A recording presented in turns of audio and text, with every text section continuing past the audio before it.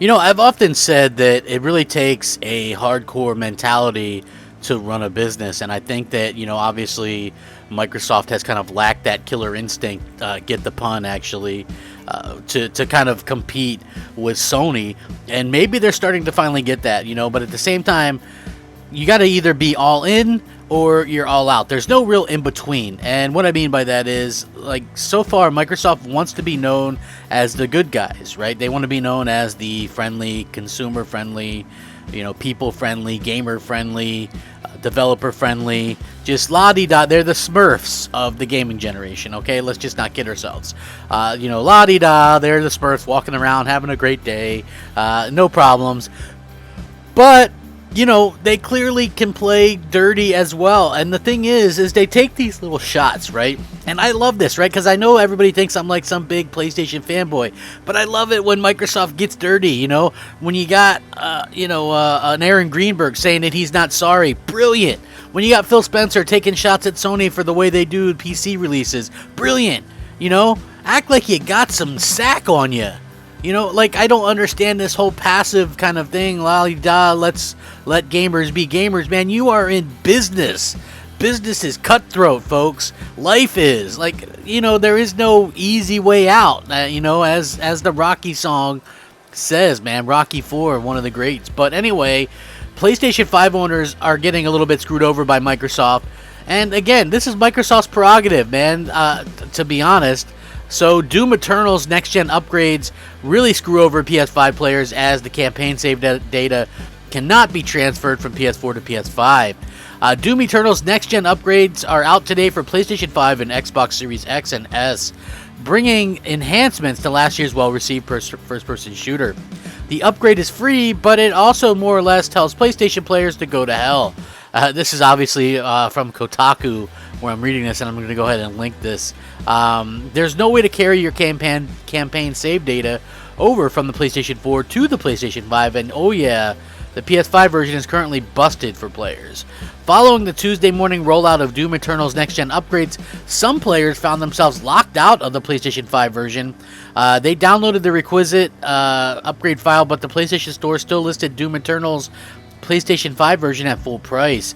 On the PlayStation 5 dashboard, a little lock sign popped up next to the game's launch icon. To play, they'd have to switch over to the PS4 version, and other players have actually shared similar issues. Bethesda, who was Eternal's publisher, acknowledged the issue in a tweet on Tuesday and said it's currently working with Sony to fix it. Now, Doom Eternal, the PS5 version, will eventually probably get fixed, but it'll still be a lesser version than other PS4 to PS5 upgrades. The lack of a save data transfer poses a stark contrast to how cross-gen upgrades have functioned so far on the console. For instance, with the PS5 version of Marvel's Avengers, you can copy your hard-grinded progress between generations. You simply have to download the PS4 version, hop onto the main menu, upload your save data to the cloud, download the PS5 version, go into that main menu, and then re-download your save file. So really, it's simple. A Final Fantasy VII Remake integrated the current PS5 exclusive version of Final Fantasy VII requires similar amount of steps, and the process is often a pain, but at least you can do it. So very interesting. And there's another contrast. Upgrading your games from Xbox One to Series XS is generally smooth. Now, I will say that Sony has made it easier because they tell you which version you're downloading. And I will say that here's the thing that confused me about this generation right now. Okay, so let's just say I want to play Ghost of Tsushima on my PlayStation 5. I can download that to an external drive on my PlayStation 5 and play it. But am I going to get the upgrades that are there for the PlayStation 5 version? Right? Like, am I going to get that by playing that off the external?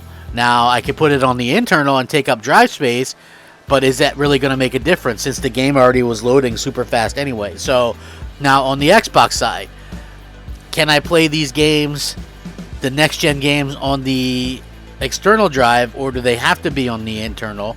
And which one do I have the version of, right? Just because, like, I had this question because, like, I have Crash 4, and I like that game.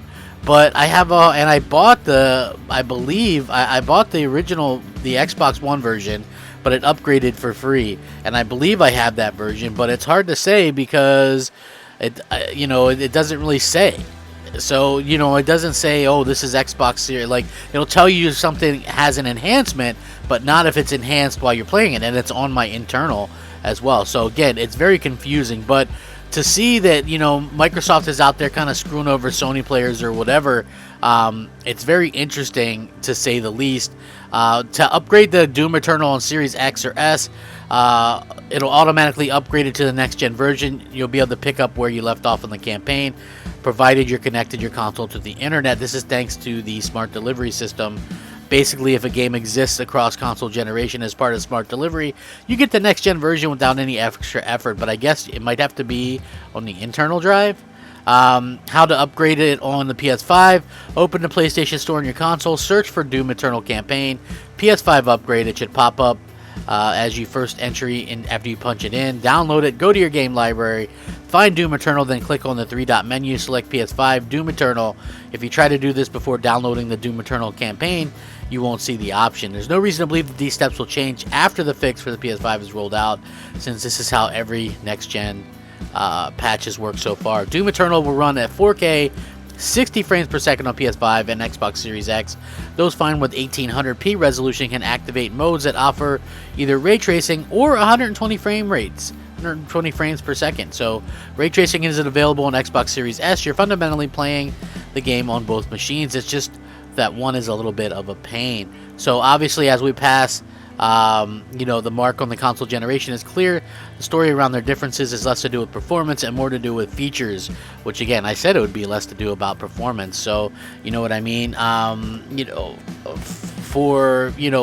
what's funny is the way that this kind of worked out is Microsoft is playing a little bit tough, which, I mean, they own this stuff, but it's like, again, I just want to point out why do it at all then? You know, like, if you just want to be looked at as like the good guys, I mean, I guess I get it, but if you're really just kind of half-assing it on the competition or whatever, then you kind of maybe wonder what's the point to begin with. So the other instance would be Psychonauts 2 will have no HDR on the PlayStation 5 version and won't even have a native PlayStation 5 version, which is very interesting. So after a long wait, Psychonauts 2 finally has a release date. At E3 2021, we saw the trailer and was confirmed that the sequel will be available on August 25th. If you don't remember, the game is also planned for Sony consoles, but it was not revealed if it will have a simultaneous release on all platforms. Fortunately, Double Fine has already clarified the situation and shared details about Psychonauts' PlayStation 5 and PlayStation 4 version. So now we know that Sony console users won't have to wait any longer than Xbox users to enjoy the game. Through social network, Double Fine confirmed that Psychonauts 2 will not have any type of temporary exclusivity on the Xbox ecosystem.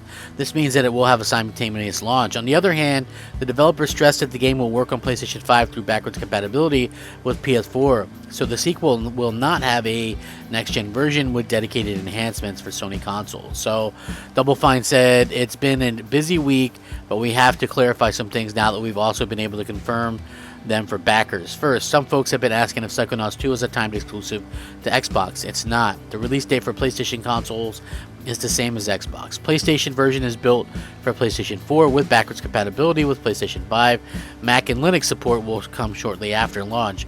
We hope to be able to share more specific resolution and performance information in the future. One of the things we can confirm is that we're working to maximize quality across versions. Regarding performance on all platforms for the time being, HDR support only exists on Xbox Series X and S. In the lead up to launch, we were going to share more about the game, ranging from lore and story to more technical information. For now, we hope this information helps clarify some questions. So the studio emphasized that they will work to make the game look and play best on all platforms. However, it's revealed that support for HDR will not be available for PlayStation consoles, which, you know, I guess is a little bit of a bummer considering how bright and colorful the game looks. Again, so August 25th is the release date for the game, but what exactly will you be getting? I mean, again, you know, this is one of those situations where I get it, but why even bother if you're going to just kind of screw over, you know, the competing platform anyway? Like, it doesn't make a whole hell of a lot of sense to me. But, you know, again, I'm not, you know, Phil Spencer or whatever. You know, maybe just looking like the good guy is something that you know, something that's more important than actually being a good guy. You know, very interesting. So, with that being said, I'm looking forward to hearing from each and every one of you. It's me, Crap Gaming. Go ahead and slap that like button. Slap it for me. Slap it hard. And we hope to hear from you again soon. And we will catch you next time on Crap Gaming Reviews. Rack 'em up.